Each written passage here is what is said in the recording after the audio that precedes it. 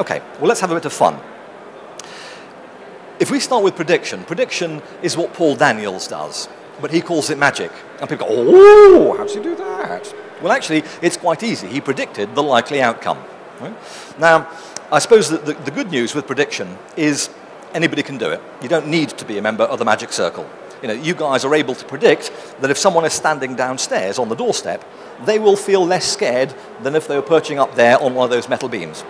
Right? That's all it is. It's reading a situation and knowing how people are likely to behave in that situation. The second thing about prediction is you've got to be able to establish the outcome better than chance alone. Because if all you're establishing is the laws of chance, well, that's just called guessing. I'm talking about going into a business deal knowing the outcome significantly better than the laws of chance alone. And finally, I guess it's about predicting behavior and thought processes. Predicting behavior is the most interesting. I guess that is why we sit outside on a street corner at a cafe watching people go by. It's the fascinating human interaction. Now, we can again try a very quick experiment. If I could ask you to indulge me, could you take your left palm, put your right elbow in it, and then form a loose fist like this? Go on, indulge me, don't be shy. In a second, I'm going to tell you how many people I can see in the room wearing a certain colour of clothing. And when I tell you how many people I can see, I'd like you to just show me that number on your fingers, okay? The colour I can see is sort of purpley, and I can see 2 people wearing it. Can you show me the number 2 with your fingers? Yep. Okay, have a quick look around. Let's do that. Okay. What most of you have done is that, okay? Now, quite interestingly, why did most people do that or that? Why didn't you do that or that? Or that? How come we ended up with that or that? Well, in the main, folks, this is a learned behavior, right? And it's probably a little bit of practice as well, okay?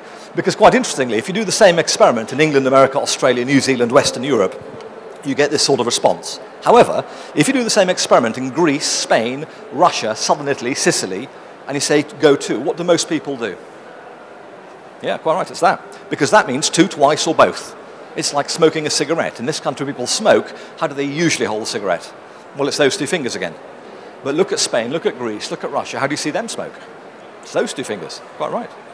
So actually, if you see someone in the corner doing this, it's probably not tobacco. And that's prediction too, right?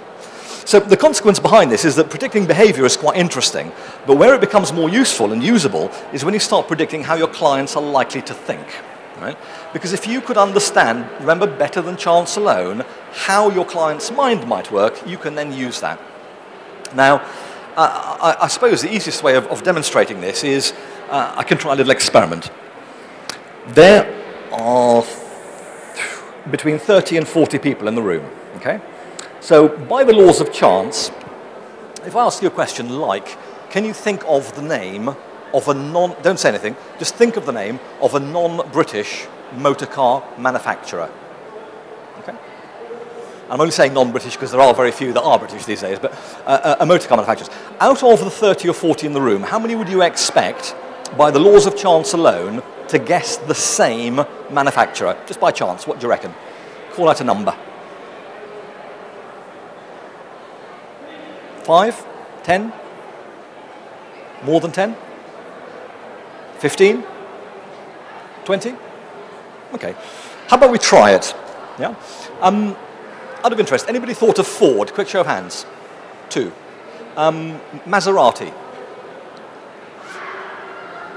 Renault. 2. Fiat. BMW. 3. Mercedes. 1, 2. Anything not called out? Toyota. Any Toyotas? 1, 2, 3, 4, 5 Toyotas. Any other cars not called out? Volkswagen. 1, 2, 3. Anything else not called out? Hondas. Any Hondas? 1, 2, 3, 4. 4 Hondas. Okay. So I reckon 4, maybe 5 wouldn't be spooky, all right? By the laws of chance. I'm going to ask you guys 4 questions in rapid succession, okay? Now, don't do a double whammy on me. What I'm going to try and do is, I want you to think of the first thing that pops into your head, and I want to try and see if I can guess what that is, okay? Now, even if you thought of something different, I'm going to do something different. just go for the first thing that pops into your head. I'm going to ask you 4 questions in fairly rapid succession, right? And we'll see whether I can predict the pattern and the spread of that response. Okay? That's how predictable it should be.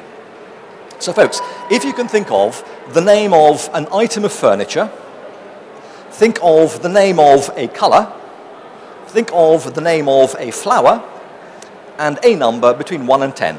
Okay? So that's 4 questions, fairly rapid.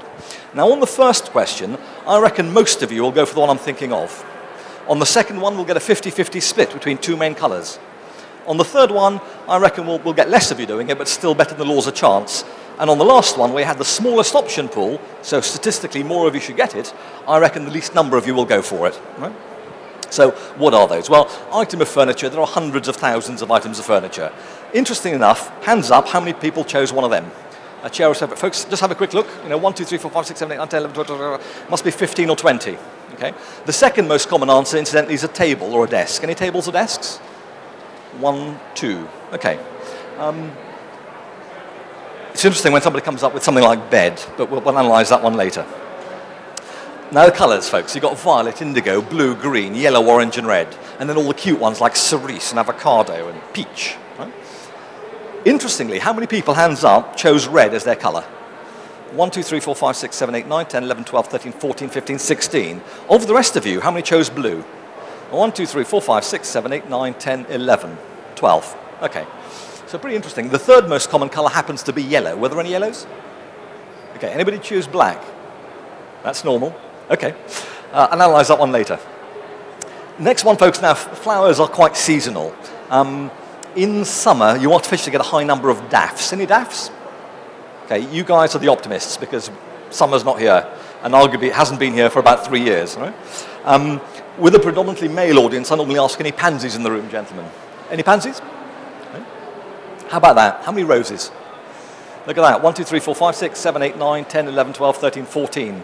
Still significantly better than chance, folks, but less than the first one. Now here, the last question was a number between 1 and 10. You had the smallest option pool, so statistically more of you should have gone for it. Right? Out of interest, how many chose number 7? 1, 2, 3, 4, 5. Okay. So again, this is quite interesting because this goes against the probability laws. So there must be something here that we're actually doing that is quite predictable. Now, the reason I mention this, folks, is I think, and I genuinely believe this, that I think selling is probably one of the most predictable things in the world. Arguably, selling is the oldest profession in the world. I think it's just what you sell that has changed over the years. But the concept behind it is quite straightforward. And therefore, I believe a good salesperson talking to the decision maker knows the outcome better than the laws of chance. Right? So think about what that means to you. That means you going into a business deal and knowing the outcome significantly better than the laws of chance. That would work wonders for your conversion rates. Now, folks, think about this as a concept, because it's been around for so long, selling has almost ceased to become an art of selling. It's almost become quite scientific now. In other words, there are certain things that we know always work, and every time you do them, you will stand a better chance. But by the same token, we also know there are certain things that don't work, and therefore, if you avoid those things, chances are you'll do a better process.